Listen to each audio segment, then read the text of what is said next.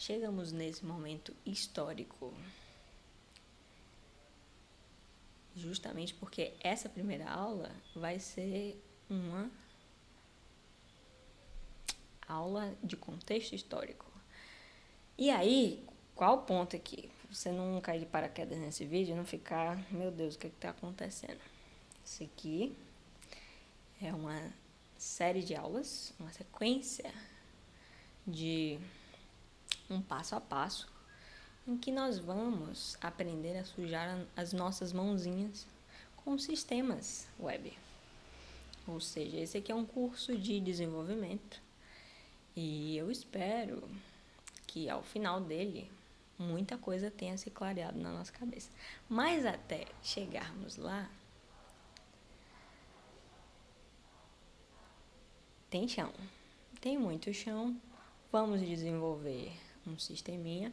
A ideia é que a gente faça uma prática orientada ao mercado de trabalho, então pensando já em construir um projeto para o portfólio, como apresentar ele e tudo mais.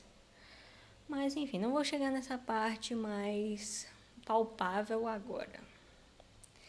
Nessa aula aqui, eu quero falar sobre o mundo das ideias, sobre conceitos subjetivos que você deve carregar com você para entender onde que você está se metendo, para você enxergar esse mundo da programação com outros olhos, certo? Então, pegue uma cadeira, sente-se, porque eu vou te contar uma história, e essa história é a história da informação. Você precisa saber disso aqui antes de começar a sua jornada nos códigos. Porque se você entende de onde viemos e onde estamos, fica muito mais fácil tomar escolhas para onde iremos, certo? E de início pode parecer que é meio laranjada essa aula aqui, né? Nada a ver e tal.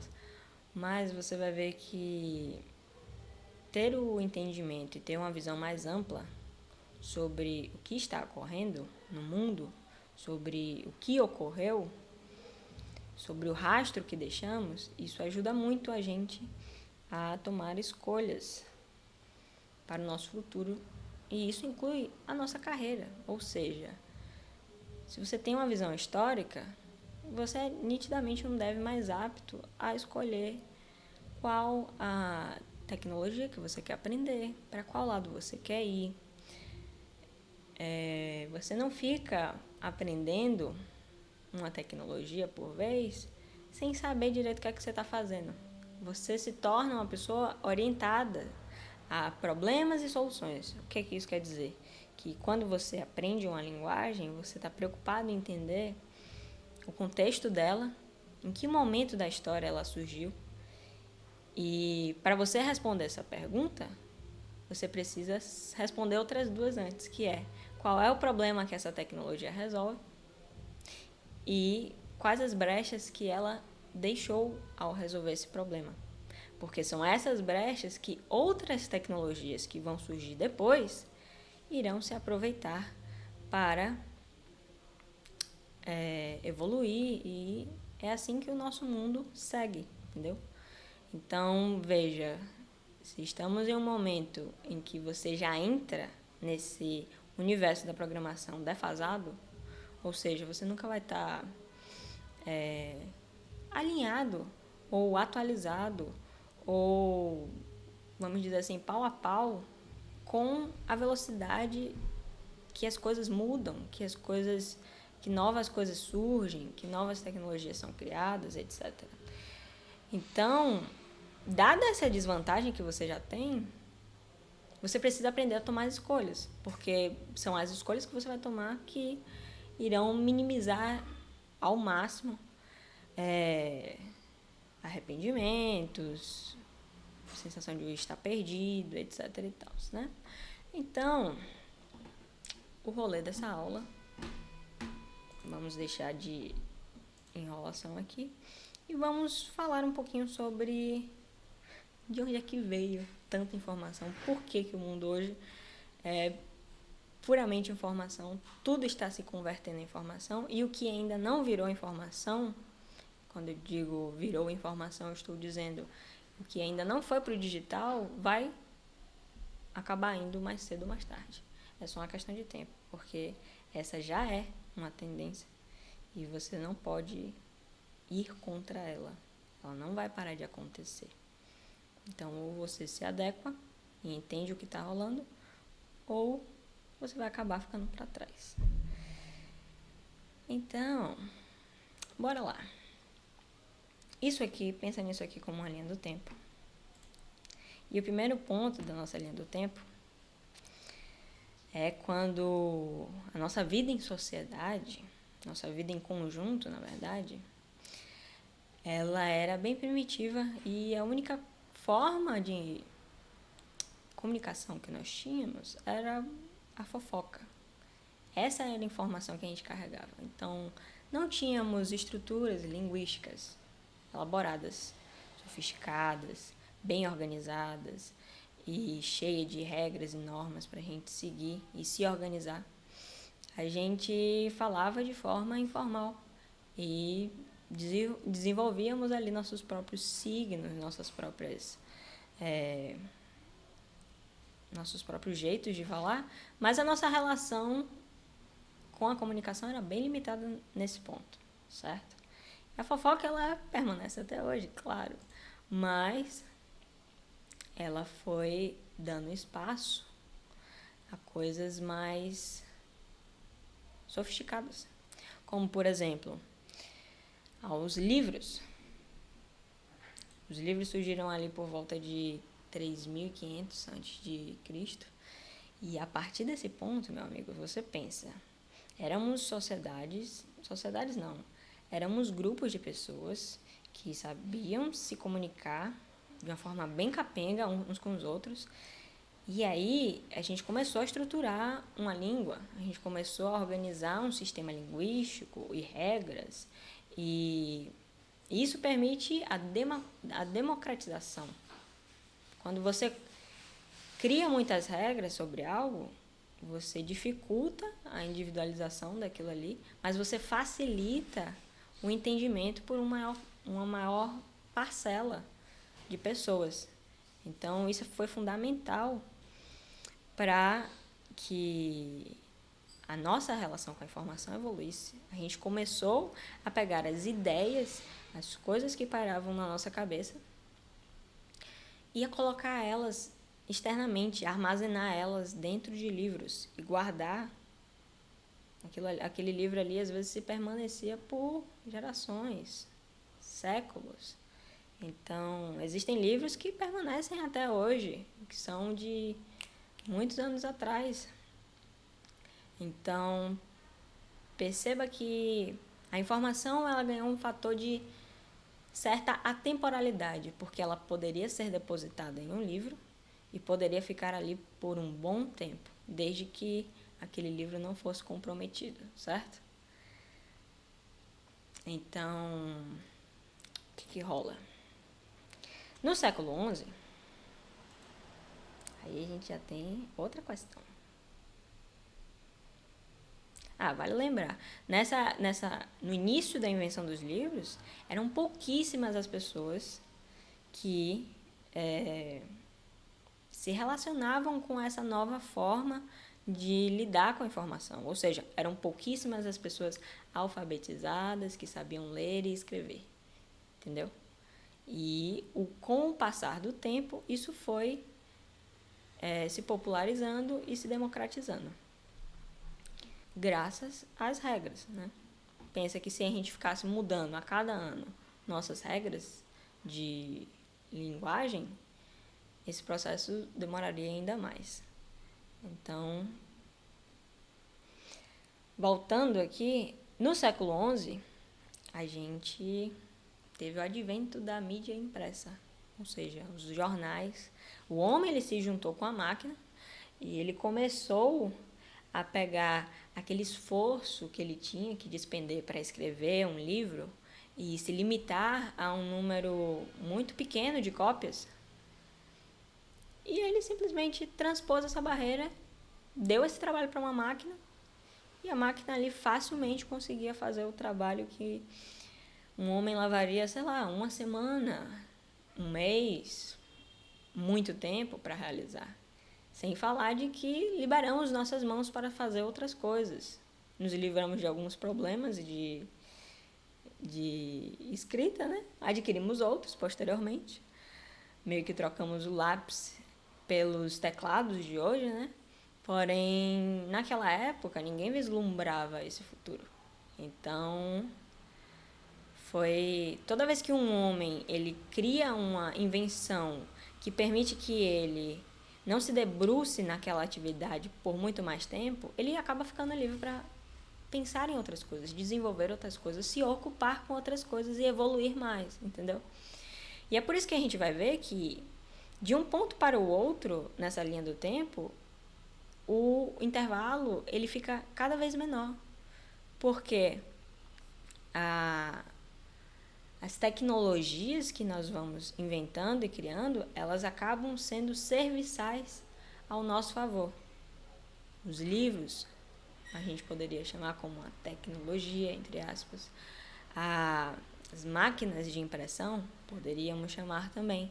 Foram todas essas estruturas que criamos para organizar a informação e facilitar o seu acesso, o seu armazenamento, a sua transmissão, entendeu?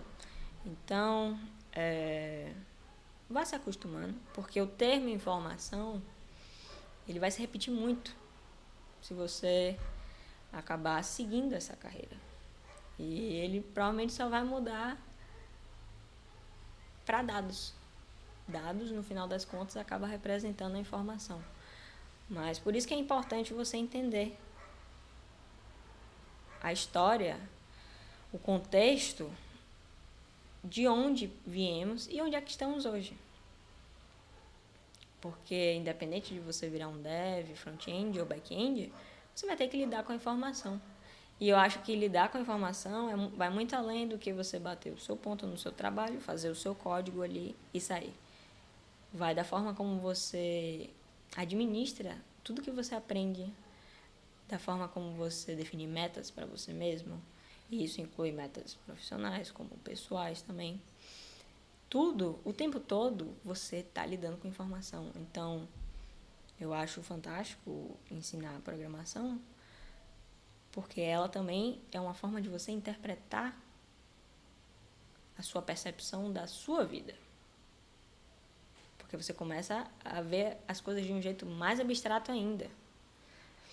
Então, voltando, tivemos a invenção das máquinas de impressão, né?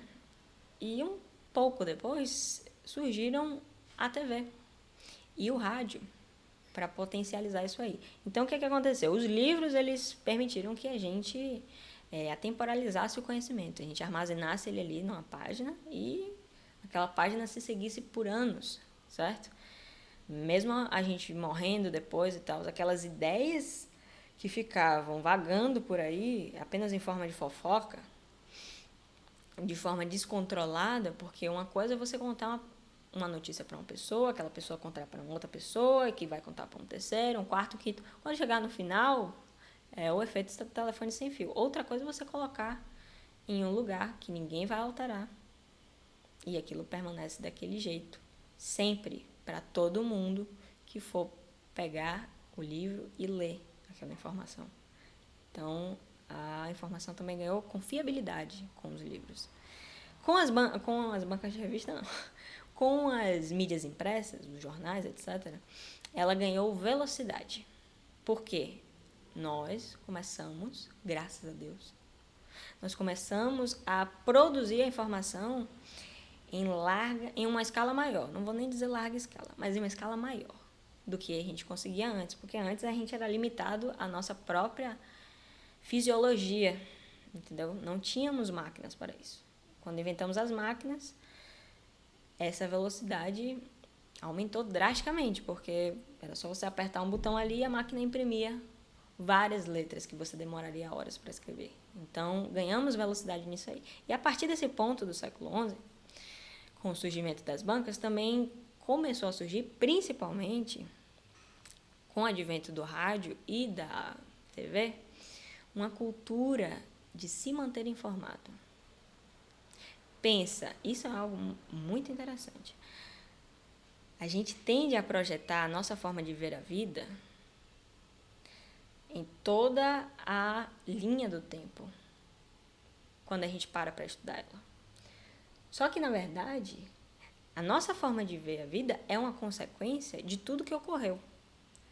Então, antes do ponto em que estamos agora, por exemplo, tendo essa aula aqui no YouTube, não sei o quê, com várias mordomias, redes sociais a um clique de distância, e enfim, antes disso, existiam momentos na história em que não tínhamos essas facilidades, não tínhamos esses acessos. Pensa, por exemplo, como era a vida de, sei lá, um camponês na Roma antiga, na Grécia antiga, que ele ia sair de manhã para capinar e chegava lá, encontrava o coleguinha dele, eles iam se ver, se cumprimentar.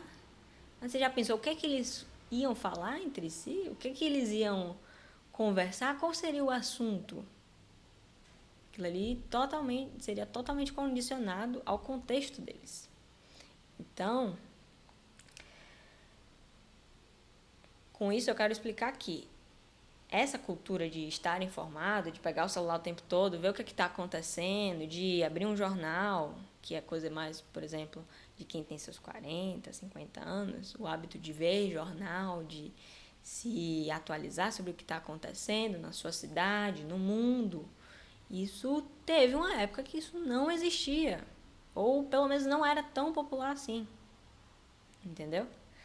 Então, perceba que as mudanças tecnológicas, as invenções do homem, elas acabam refletindo no próprio jeito que o homem forma e conduz o seu pensamento, a sua visão da vida, entendeu? Então, nesse período onde surgiu o rádio e a TV, começou também o fomento de uma cultura de informação, de manter-se informado, as pessoas quererem, por exemplo, acompanhar times de futebol de forma mais assídua e saber o que está acontecendo. E isso se permanece até hoje. Você vê que já temos toda uma agenda para N eventos, para N coisas que podemos acompanhar nos veículos de mídia. Então,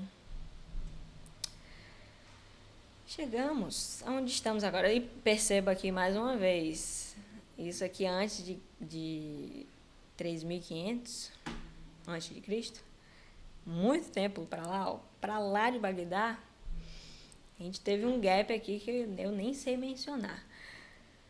E de 3.500 até o século XI foram 4.500 anos. Você consegue pensar o que são 4.500 anos para você sofrer uma revolução?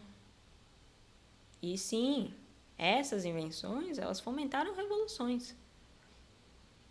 Porque elas mudaram a forma como nos relacionamos com a informação, certo? E aí você vem aqui, do século XI para o século XX, 800 anos aproximadamente. Esse tempo reduziu mais do que a metade. Mas aí você ainda consegue imaginar o que são 800 anos para uma mudança, uma revolução na forma de comunicação?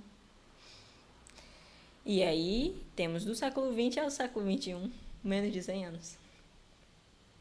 Então perceba, o rolê do ser humano na face da Terra é ficar criando coisa, inventando novidade, para ele levar cada vez menos tempo para evoluir para o próximo passo. Entendeu? Então é por isso que eu digo que quando você começa nessa área, você já, 19 minutinhos, hein?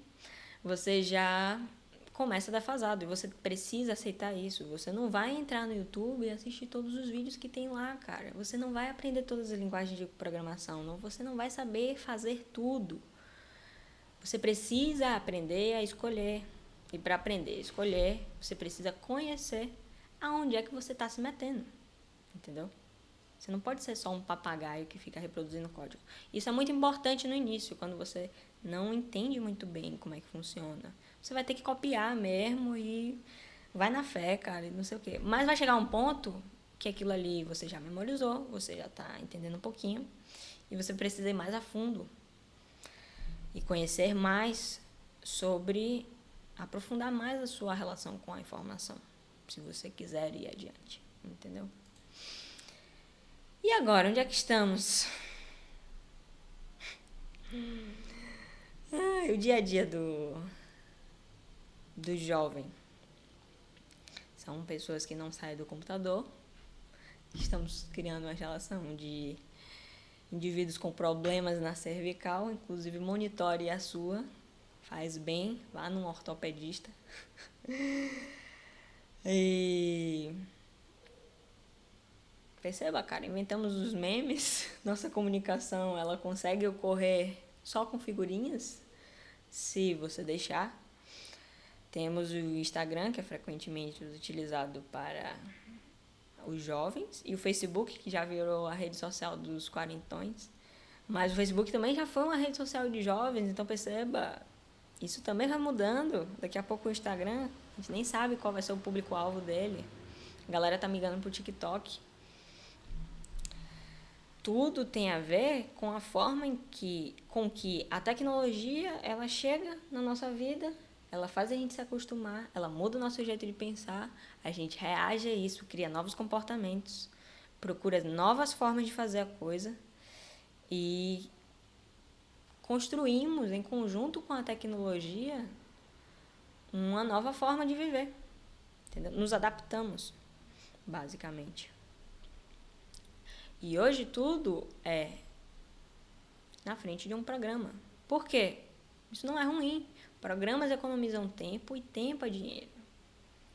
Nós somos, além de indivíduos que vivem em uma sociedade que funciona com base econômica, nós somos também seres que têm condutas comportamentais. Se você entender o comportamento do ser humano, fica muito mais fácil entender o porquê que a gente é viciado nas coisas que somos viciados.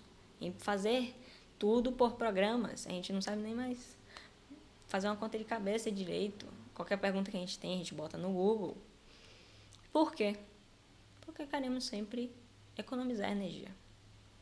Esse é, vamos dizer assim, o slogan do humano.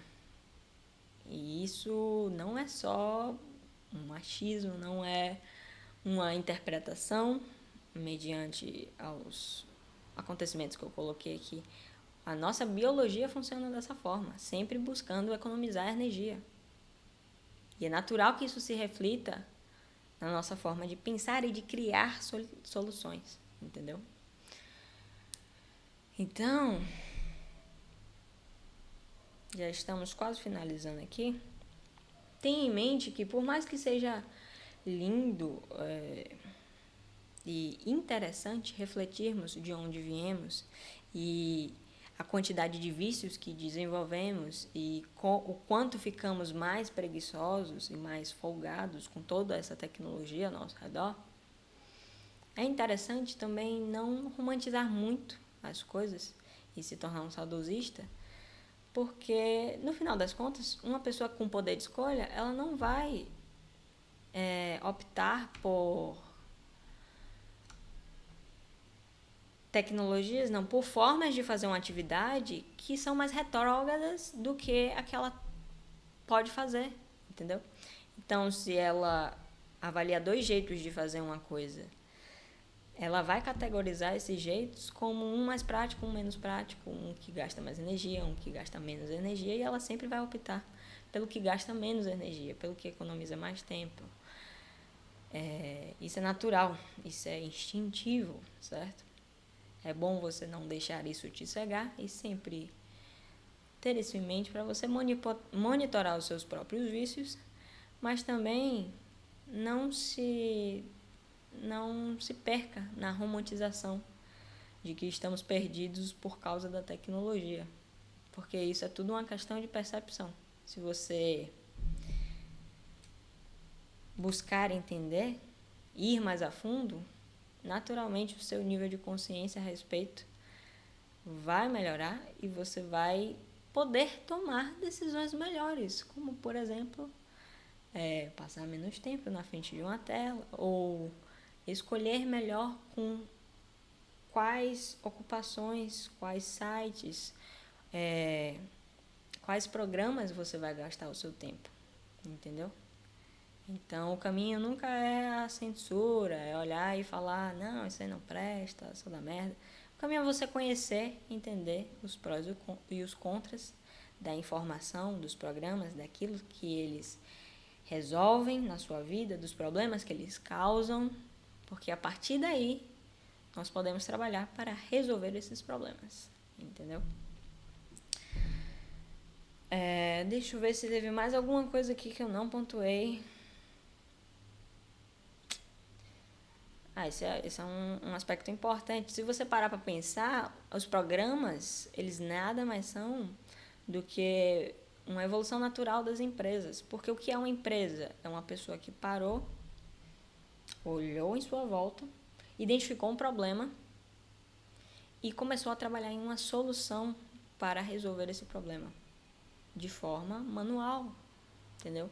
Então, ela via que tinha uma demanda por alimentação saudável, ela criava um negócio de marmitas. Ela via que tinha muitas escolas ao seu redor, ela criava uma papelaria, entendeu? E os softwares, eles fazem isso, só que com demandas digitais. Eles virtualizam a nossa realidade. Então, o que o empreendedor, seu Zé, ali da esquina, que montou a padaria, começou, o sistema de padaria continuou, entendeu? Ele imita a realidade.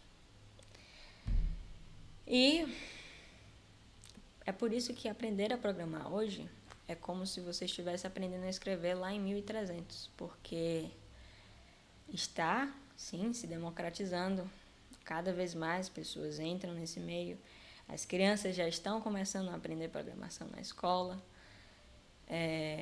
Mas ainda não podemos dizer que é algo como a escrita e a fala é na nossa sociedade atual. Então, ainda assim, é uma habilidade, uma capacidade, uma faculdade muito restrita. E esse, eu diria, é um dos maiores atrativos. É você chegar primeiro e aproveitar esse momento de descoberta e construção em conjunto. Porque já existe toda uma comunidade, apesar de não sermos muitos, fazemos muito barulho já, construímos muitas coisas e condicionamos constantemente a mudança de comportamento da sociedade. Então, você aprender a programar é você meter os seus pés nessa lama e não de um modo pejorativo. Então, aqui é para se sujar mesmo. Beleza? Então, essa aqui é a introdução. Eu espero que isso aqui comece a fazer muito sentido quando a gente começar a ver a parte prática, porque a gente vai ver que literalmente todo o trabalho de um programador é lidar com a informação. E isso vai além do front-end e do back-end. Existem várias outras profissões que estão surgindo por causa dessa demanda, como cientista de dados, enfim, várias coisas. Minha alçada é basicamente back-end, não, front-end, sem um pouquinho de back. Vou tentar passar isso aqui para vocês. Mas tenha em mente que é um mundo vasto e que você pode optar por não seguir essas áreas depois que você entender o que é que a gente faz aqui e acabar se encantando por outras ramificações da tecnologia que também vão se aproveitar desses conceitos aqui que eu estou lhe passando, tá bom? Então, vamos nessa e aguardem a próxima aula, tá bom? Tchau, tchau!